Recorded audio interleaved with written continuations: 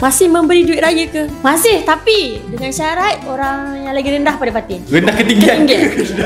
Rendah ketinggian. Orang yang atas tinggi pada batin pada tak bagi. Assalamualaikum dan selamat Hari Raya kepada semua yang sedang menonton kita pada hari ini. Tuan-tuan dan puan-puan, hari ini kita nak bertanyakan kepada semua tim-tim Kuhen.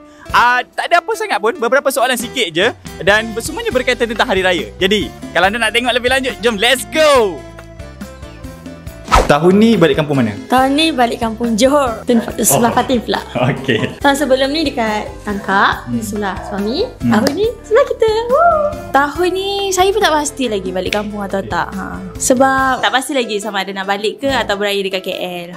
So kalau balik pun mungkin malam raya ataupun petang raya. Perak, betul. Perak selama. Tema color tahun ni? Tahun ni warna rich brown. Sama pula dengan orang lain. Tak best lah. Tapi tak apa, kita punya special. Okay, rich brown kan? Betul lah.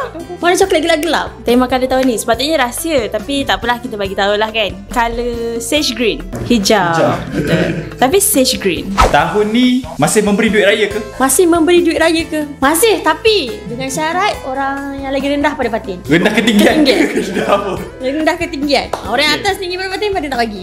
Dan umur kena rendah lah. Sebab macam Ruby kan, walaupun rendah, umur dah meningkat pada tak. Umur rendah saja. Maksudnya budak-budak sekolah saja pada bagi. Tahun ni memberi duit raya. Tapi saya beri duit raya pada yang orang yang, contoh macam parent saya, pakcik-pakcik saya. Itu sajalah dengan anak-anak buah saya. Tim saya tidak kot. Tim saya tidak. Sebab saya ada dengar cerita Miss Rabia tu ada seorang leader. Sebab kalau dalam list, tim saya bawah sekali. Oh, yang dapat duit raya? Okay.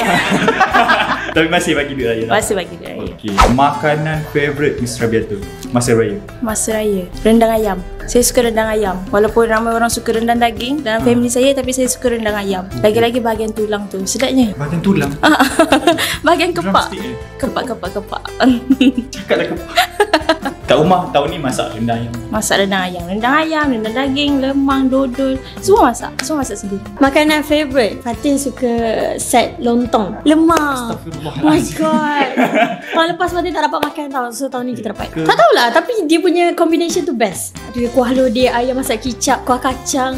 Ucapan kepada pejuang Beyond Stroke dan juga kepada semua penonton-penonton kita. Saya ucapkan selamat Hari Raya kepada semua kita punya pejuang stroke dan juga tim Kuhen Energy House. Saya mendoakan kepada mereka yang balik ke kampung, berhati-hati di jalan raya dan selamat pulang dan selamat balik dan enjoy this raya untuk 2025. Selamat Raya. Kat sini Fatin ucapkan selamat Hari Raya kepada semua staff dan juga klien kita, which is customers kita lah. Dan Fatin mendoakan juga untuk customer kita ataupun klien kita, pesakit kita, stroke, semuanya diberikan kesihatan yang baik dan dapat jalankan Hari Raya dengan happy bersama family semua. Hopefully semua orang pergi ke perjalanan balik kampung, semuanya berjalan lancar. Hopefully, baca doa sebelum bergerak. So hopefully you guys happy untuk sambut Hari Raya pada tahun ini.